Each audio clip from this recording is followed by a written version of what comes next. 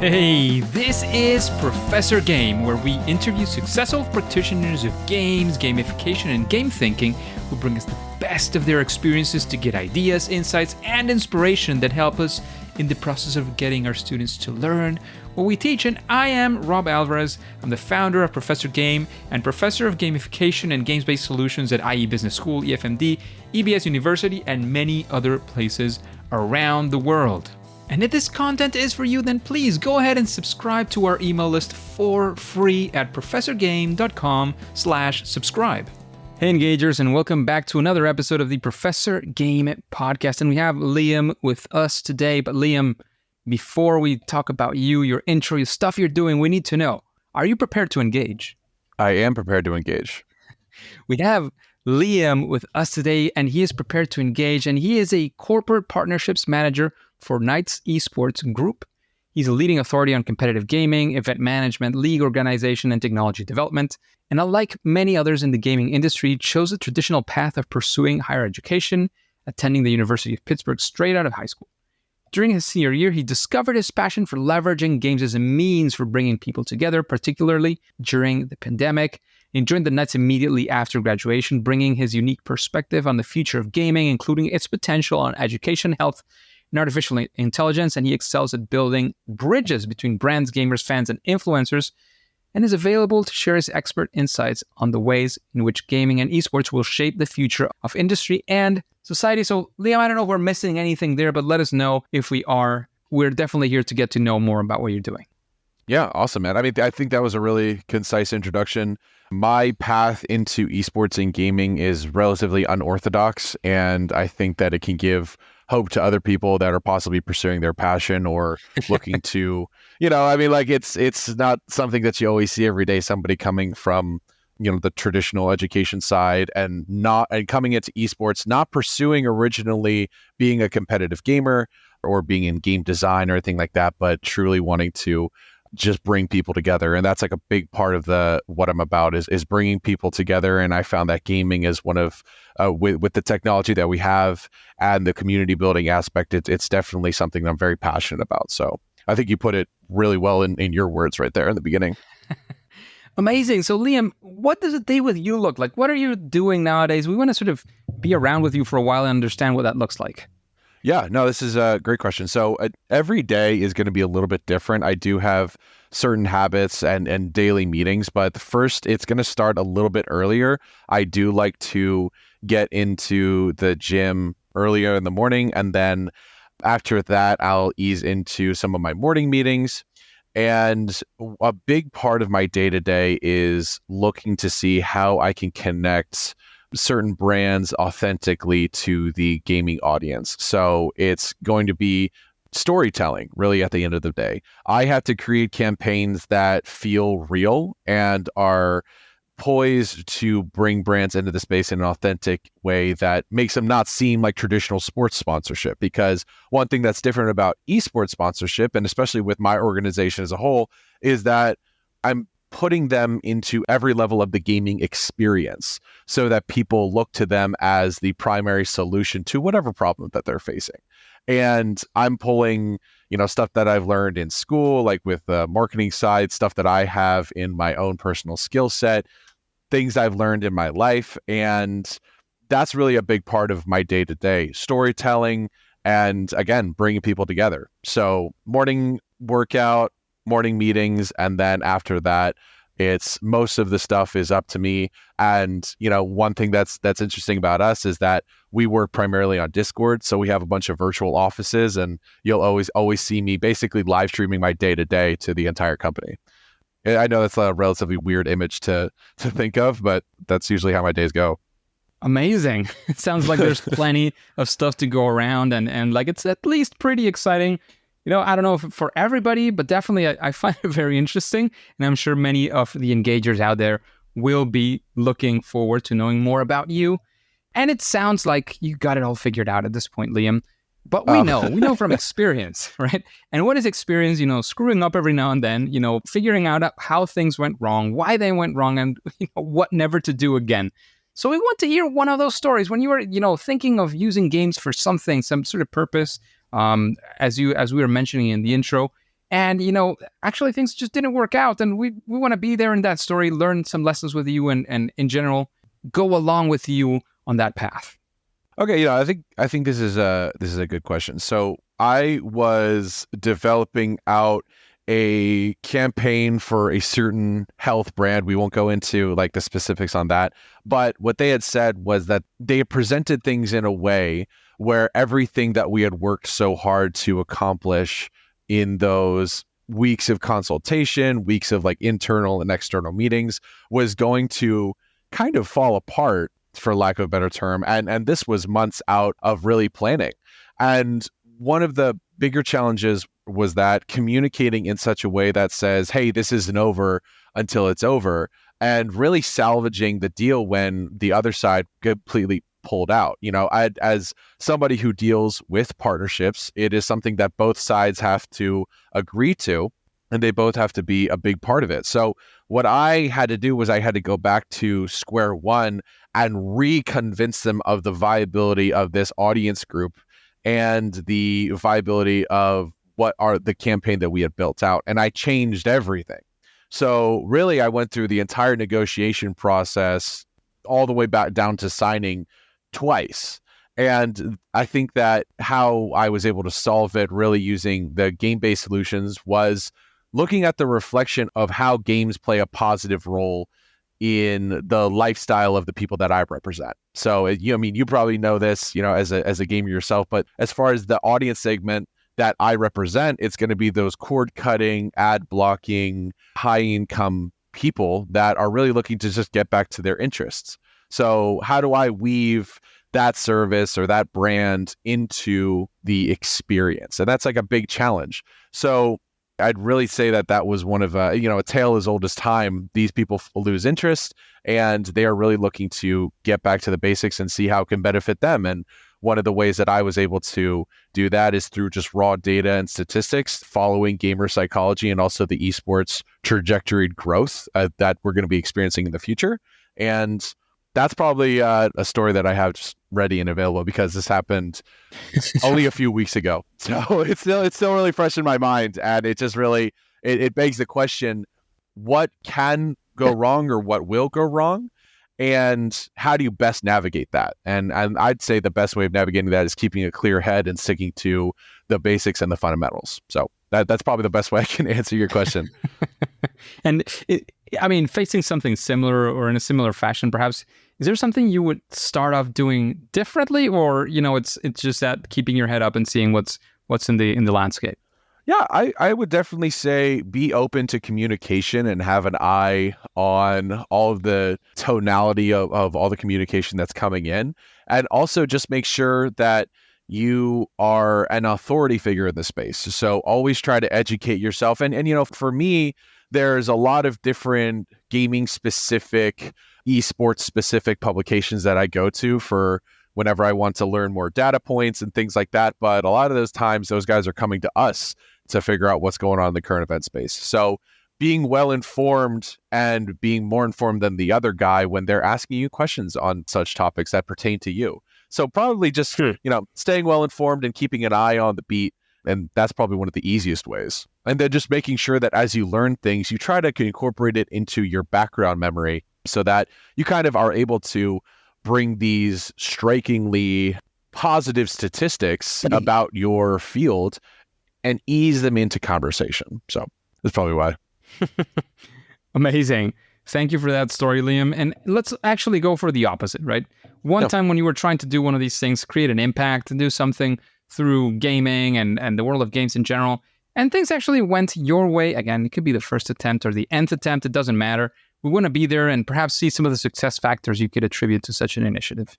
Yeah, so I think a big part was convincing my colleagues of the viability of efforts in health and wellness in esports and how the optimization of the self, the nutritional and exercise intervention, how that plays a role in my space in general. Because, everybody thinks of gamers or esports fans as perhaps, not the most healthy and also kind of running away from society or some of their other responsibilities purely for the focus of gaming, which what we're seeing now is not the truth. The culture is really shifting towards the optimization of the self and benefiting their entire body. So what I can give you an example is that I was able to bring a level of self-reflection and consistency in both the gym and also in the health and wellness aspect of daily life to not only the teams that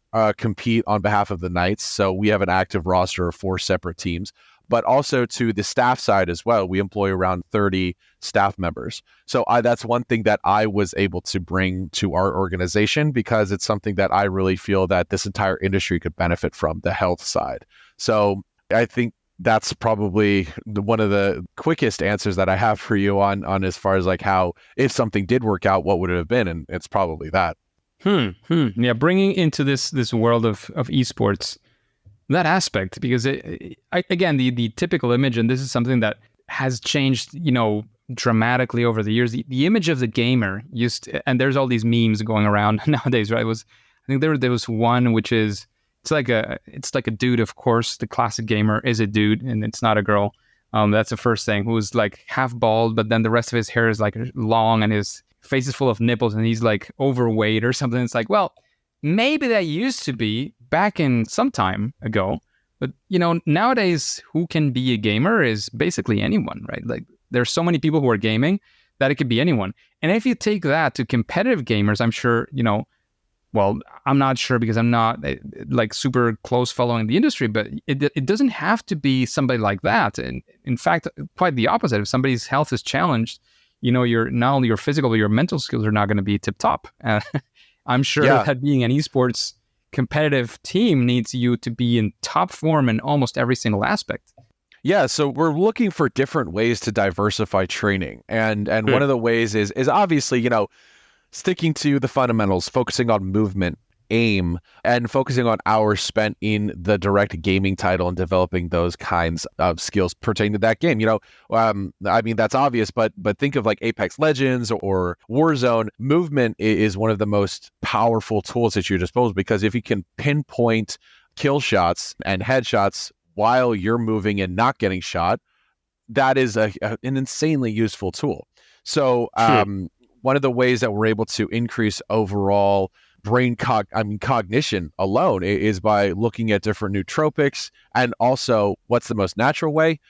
Exercise and what you put into your body. So put into layman's terms, regular diet and exercise, when it intervenes into the esports training model, it is immensely beneficial in performance in the game, whether you look at aim lab statistics or even just performance in game, it goes up by singular and by double digits, not decimals.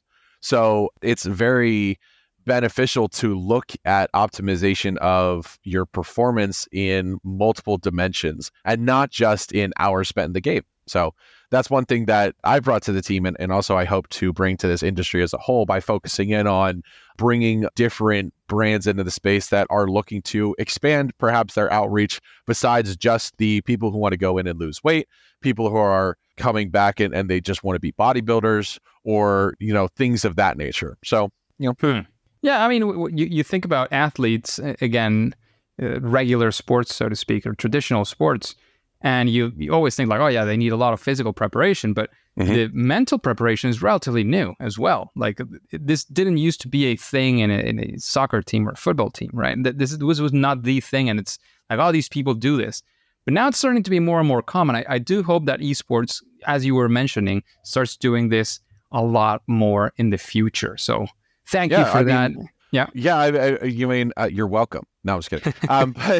But we've got normal esports athletes making thousands of mental decisions per minute, whereas the usual person will make those kinds in a day. So approaching some of this action almost as a chess player would, because there's so much strategic thinking involved, and the way to speed up those decision makings is by what I've just stated. So yeah, man, I'm here for it because I was pretty lucky. I was able to find the industry that I really wanted to work in, and I found a really great team so far. So can't wait to see what the future holds as far as this one singular aspect.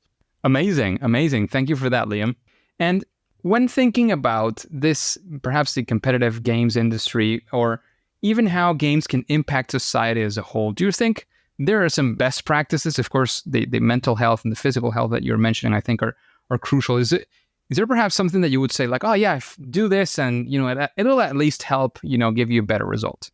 Yeah, I think looking for a level of consistency and understanding that with that interest, where do you want it to go? So, I mean, like whether you're in gaming purely for the enjoyment or you want to turn it into some kind of job, whether you want to be a competitive player or a streamer, finding a level of consistency there so that you're consistently streaming, putting out content on these specific platforms, and measuring your success with different audience groups so that when you go to approach sponsors or hopeful other companies and brands that you'd like to work with, that you always have proof ready and understand who you are as a content creator or what is reflective of that.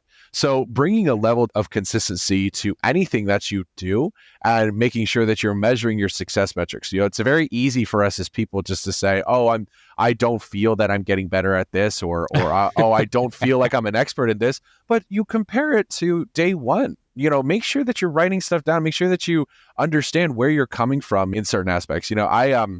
One thing that I have seen a noticeable interest to me going into a lot of these negotiation processes or communicating with people is that my writing style has completely changed. The way I talk to people since I started this role and the way I'm able to transfer the ideas surrounding what my organization represents has completely changed. And I feel I can better pivot in different questions and I can better answer people's questions. And that's something that I can distinctly measure and I understand about myself. So to answer your question, I believe that any level of positive consistency and make sure that you're regularly reflecting back on where you started, that you don't get beat down by possibly negative thinking later on. And I'm starting to sound like one of these stupid lifestyle coaches, but I seriously, I'm serious. It really helps, Amazing. So now that you've heard some of the questions here, some of the sort of the vibe of the podcast, is there somebody that comes to your mind that you would say, gosh, I think this person would be really interesting. I'd even be interested myself in hearing the answers of this other person, sort of a future guest for Professor Game? Oh, man. Okay, so Travis Kalanick. So he's the guy who was the original founder of Uber. And he's a person who has just such tenacity and the unwillingness to give up that I believe a lot of your listeners, he's a bit of an intense, he's kind of intense as a person. And some of his actions might reflect negatively on him as a person. But I think that from the work ethic, consistency, and the vision, I think that there's almost the gamification of that in his own lifestyle and his own story, just purely because he gets excited off of battle and conflict.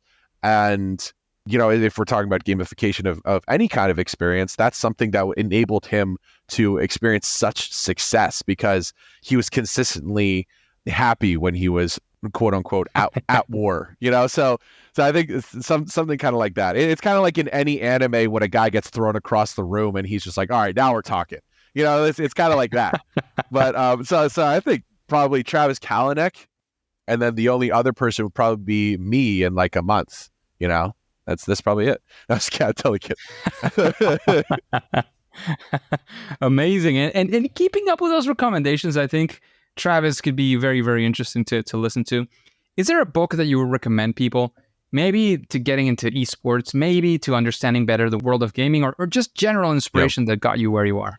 Yeah, there's a book titled Brands Win Championships, and I believe that it's a really good example of the all-encompassing aspect of professionalizing your brand's image in the space. And you could even go at it because I believe it utilizes a lot of collegiate and professional athletic examples in it. But let me quick grab the author, Jeremy Darlow. Brands Win Championships. Really, really good book for anybody trying to understand that you don't have to win in order to be successful. You could be in the top 10 or you could be in the top 20.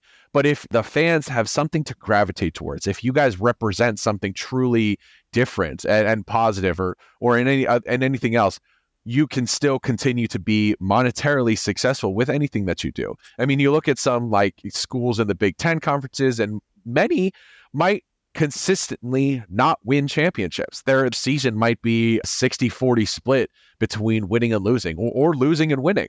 And they're still able to attract students, able to attract sponsors for the teams and things like that. So I think Brands Win Championships will be a really good book recommendation for anybody. Unfortunately, I will let you guys know it's not on Audible.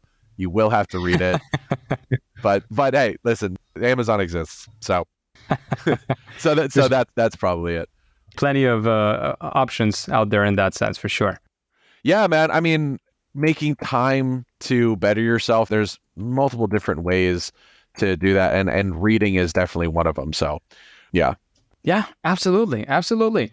And we've talked about other people at this point and you know, the book they wrote, that you recommend them to be on the podcast.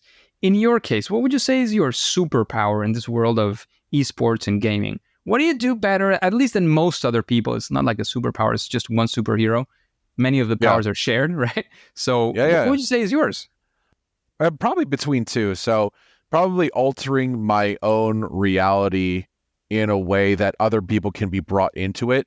Not like I'm a crazy person, but just so that other people are able to see the vision when I get down and I talk with them. Because I believe that when I do discuss my space, my field, all the things that we have planned, I believe that I'm able to show them why I'm so passionate about this space. It's because I truly believe in it.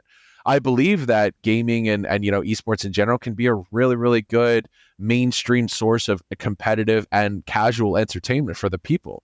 And I believe that there's a lot of good things that we can do with that. And if that's not my superpower of being a crazy person that's slightly delusional, I believe that bringing people together is one of my other things. I've always been the main hub of communication in a friend group to try to bring them out, to bring them together. And in gaming, what I saw in COVID University, I'm sure some of your listeners will know about this, but like when all institutions were in a purely virtual environment, I found that gaming was one of the best ways to continue to bring people together, provide a team-like ambiance for people, to make sure that people could still make friends in this environment based off of common interests. Where do you go when all other environments are taken away? And gaming was one of those positive environments that people could still hang out with their friends, make new friends. So yeah, those are probably my two favorites, you know, forcing people to hang out together and being a crazy person that makes it so that everybody else can see what I'm seeing. Those are the two. Sounds good. And I'm going to make you one that is considered by many the most difficult question on the podcast, and especially somebody who is in the world that you are as well. And that question is, what is your favorite game? Oh, man. I think the one game that I continuously move back to is probably going to be Star Wars The Force Unleashed, because I think it's like a really, really good aspect of the storytelling, and it allows you to truly do all of the brutal lightsaber combat that your heart desires. The game that I'm most excited to play, which I haven't gotten around to, is Fires of Rubicon, Armored Core 6. Or Armored Core 6 Fires of Rubicon, just because, you know, mech-based combat is something that, as you know, as a Gundam and a generalized and anime fan, one of the biggest tropes is let's take these two giant robots and make them fight together. So that's one thing that I'm really excited for. So yeah, that is a tough question, but I had at least one answer prepped in advance. Oh wait, and a third is going to be the new Warhammer game, Warhammer 40K 2. Space Marine. That one's going to be awesome, because the guy who was in that one TV show Vikings, he does the voice actor for the main character. So that's one thing I'm really excited about. Yeah. I didn't know that. Yeah. I mean, Warhammer in general. Or is it somebody else? No, it's not Ragnar. It's Ragnar's brother, Rollo. Yeah. So that actor. But, you know, Warhammer in and of itself has experienced a degree of expansion as far as the audience group. That's simply because Henry Cavill's in it, and they're just like, whoa, you can be like a male model and like nerdy things. And I'm just like, oh, God, get out of here, guys.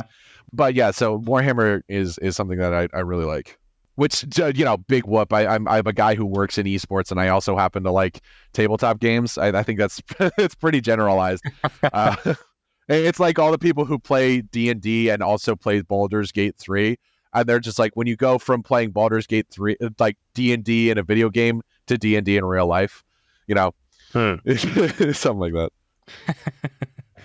Fantastic. And Liam, before we let you go, we would like to know if there's, again, anything you want to let the audience know, any final piece of advice, anything, I don't know, you want to, I don't want to say sell, but that you want to have any call to action, anything that at this point, the microphone is yours. And of course, do let us know where we can find out more about you and your team. Yeah, I mean, one thing that I always tell people is whenever you feel somewhat lost or you're in those like down in the dump scenarios, gravitate towards your passion and what really drives you and try to make that your main focus. And when you make that your main focus, you can drive towards, betterment of the self and things like that. I lucked out. I was able to find my passion very early on in overall my professional career and able to port my skills into this space. And I think that's something that everybody can find. It'll just give them a little bit of time. And in my case, it took about 23 years to find my passion, but it takes other people longer sometimes. And so I would say find your passion, and surrounding that passion, build your skill sets and build yourself. So when I say build your skill sets, there's lots of different free certifications you can go out and get to increase your overall knowledge surrounding team management, project management, marketing, all of those different things, kind of like the Google Ads suite and the Google AI suite. Definitely a really good free tool to use for anybody that wants to better legitimize themselves, even if they perhaps didn't go to college or things like that. And then also build the self. Take a look at what you're putting into your body and what kind of effort you're putting in from a physicality standpoint for yourself. I'm biased, of course, because I enjoy training and I enjoy eating simply and healthily, but that's not for everybody. So find a way to build yourself in a way that is sustainable for you. So build your skills, build yourself, and find your passion is probably the three biggest things that I would tell people if I had a microphone, which I do right now. But as far as, cool things were to keep up with, this month from the 21st to the 24th, we're going to be hosting Knights Forge, which is one of the largest in-person Riot-sanctioned Valorant tournaments in all of North America. My organization, we're not just a team, we're also a tech developer and a full-on events and tournaments organizer. So we regularly host cool stuff for, Valorant, Apex Legends, Halo, Rocket League, Fall Guys. And this is some of the cool stuff that I love to do, because when you get down to the events are just one part of gaming, but it's really cool when you can see people's eyes and families you can see their eyes light up when they see those big screens, and you see parents, you see their heads turn like, wow, this is the thing that my kids were really interested in. And you see you just see so many people's lives change at these things. So that's probably the thing that I'm most excited about. And then as far as how to get in contact with me, you can really just look up Liam Brown, Knights Esports on LinkedIn and I'll come right up. I'm probably one of the most popular guys on LinkedIn from our company. Let's face it, no, I'm just kidding. But either there, and then you can also just check out our website, knights.gg, and we're constantly putting out cool stuff. We're going to be running all of Valorant's competitive challenger scene next year. We got a lot of really cool stuff in the pipeline. So stay in touch, everybody. And Rob, if you ever need another guest because the other one canceled out, just let me know. Amazing. Thank Always you open. very much for that, Liam. Happy to have had you here. Definitely. Thanks for, again, engagers, as you know, we don't always just go for the type of guests we go for in the sense of, a gamification designer, game-based solutions, etc. We like to have guests from surrounding topics, surrounding expertise that can give us a little bit more insight so we can get inspired on what's going on in those surrounding fields. And who better than somebody who's been into esports and is into esports and knows a lot about the theme to understand games a little bit better. So amazing. Thanks again, Liam, for being today with us. However, engagers, as you know by now, at least for now and for today, it is time to say that it's game over. Engagers, it is fantastic to have you around, and thank you for listening to this episode of the Professor Game Podcast. And I hope you enjoyed this interview with Liam. Do you have any future questions? Anything that you'd like to ask our guests for the future? How about you make your own questions? If that is something that you're interested in, questions, please go to professorgame.com/question and ask that question or set of questions If and when selected, they'll come up in a future episode and you will get your answer live from one of our guests. And remember, before you go on to your next mission, before you click continue, remember to subscribe or follow absolutely for free using your favorite podcast app and listen to the next episode of Professor Game. See you there.